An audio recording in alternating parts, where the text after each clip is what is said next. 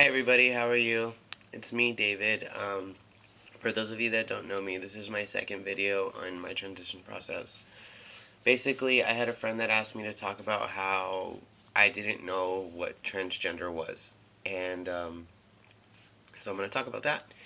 So, when I was a kid, I guess I didn't know the difference between boy and girl.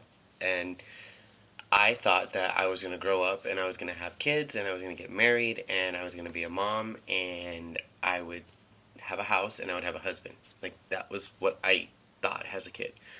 And I used to think I was going to be very pretty and that I was just going to do like things that a mom would do.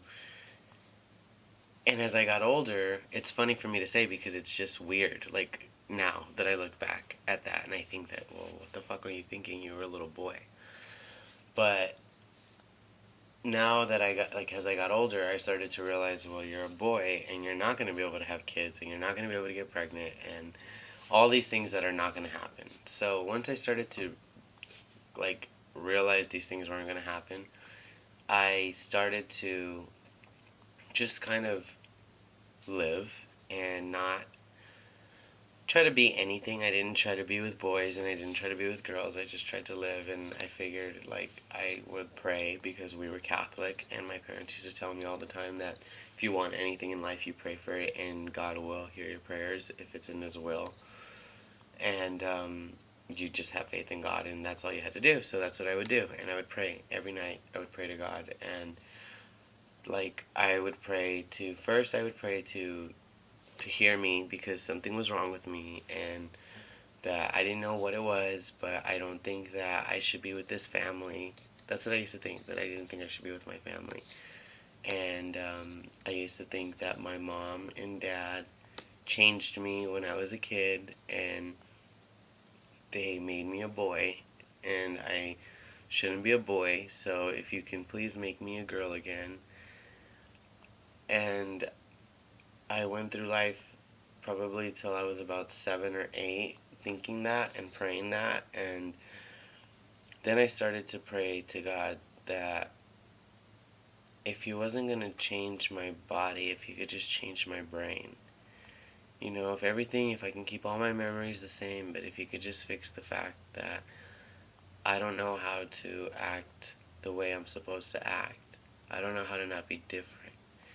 And I prayed not to be different because I wasn't ever really picked on for being gay. I remember I was picked on for just being different, you know, and I never was able to really get along with boys because I could never really do the things that boys did, and it's not because I couldn't, it's just because I didn't know how to naturally let that come to me. Like it didn't come to me in instinct. Like the boys used to go play football and I would rather go play with the animals that we had or I would rather go gardening or I would rather go and like feed the birds. Like I was just doing things that were more like easy and like feminine and just very like ugh, I don't want to go play football, I don't want to get dirty, I don't want to like I just didn't want to do those things and those things never were like things that I really wanted to do. I think probably the most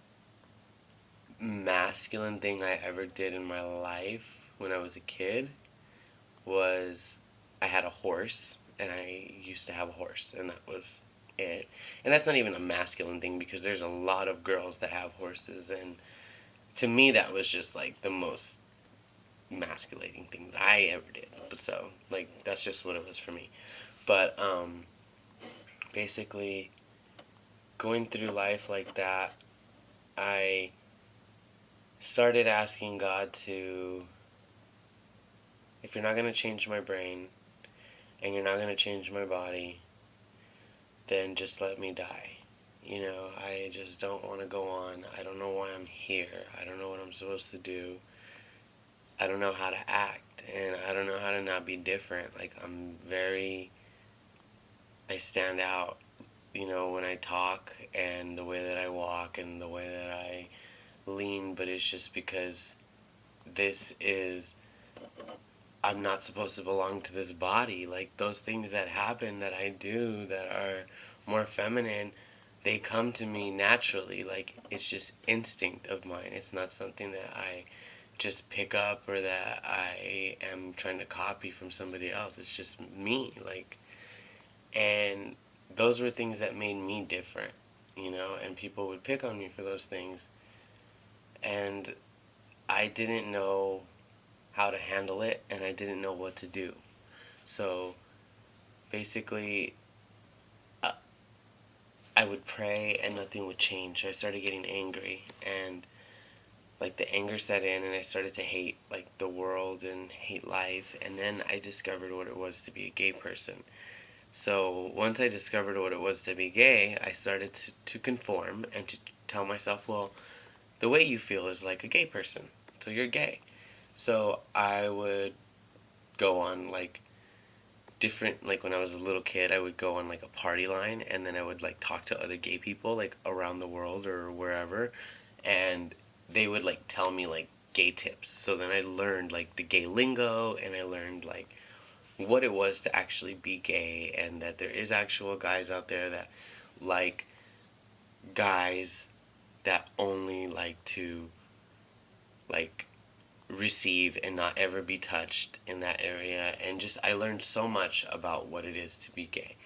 And so I conformed, and I told myself, well, you're gay, so you'll meet a gay man that likes men, but only likes men's feminine features, like the fact that I had a big butt, or the fact that I had like soft skin, or just things about my body that were very feminine. That's what I wanted.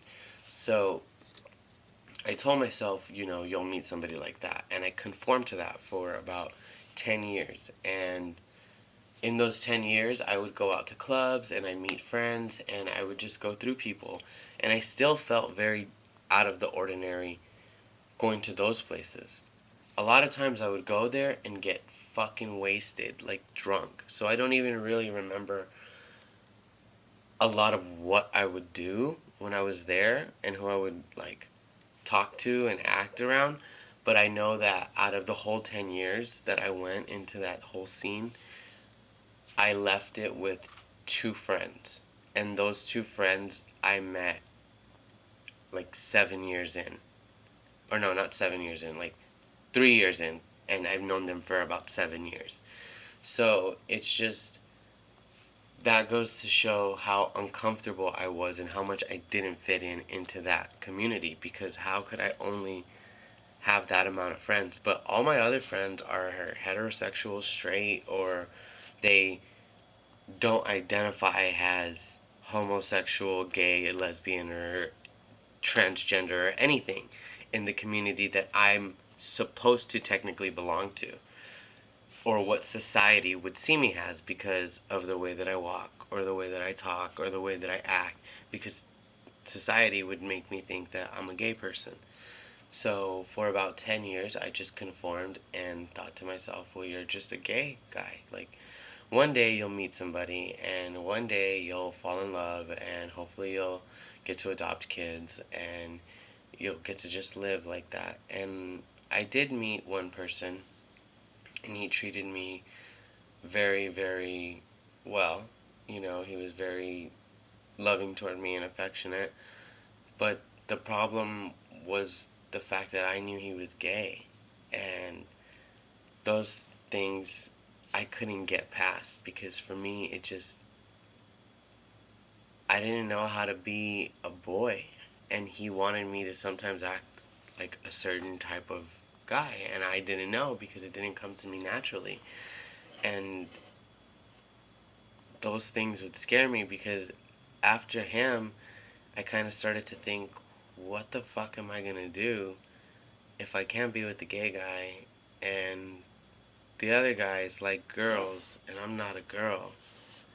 So where do I fall? And for a little while I kind of just, I guess, thought to myself, you're going to be alone, you're not going to meet anybody, you're not going to have kids, and basically you don't really have a point to life.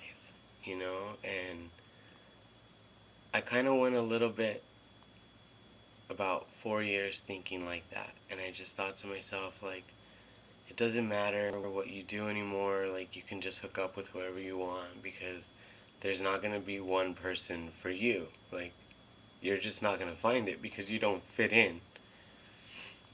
And going through that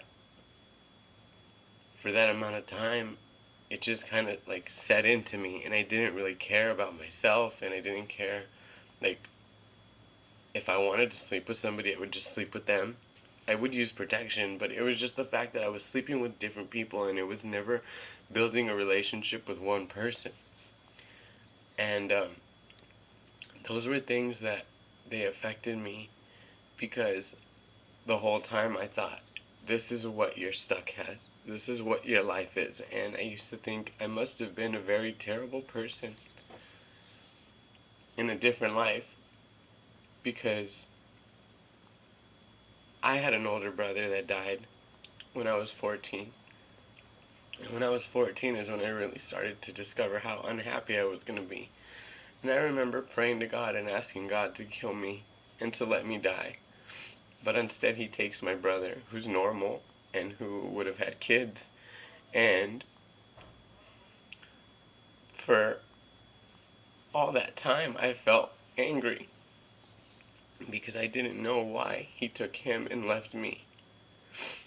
And it was just one of those things that I guess, sorry,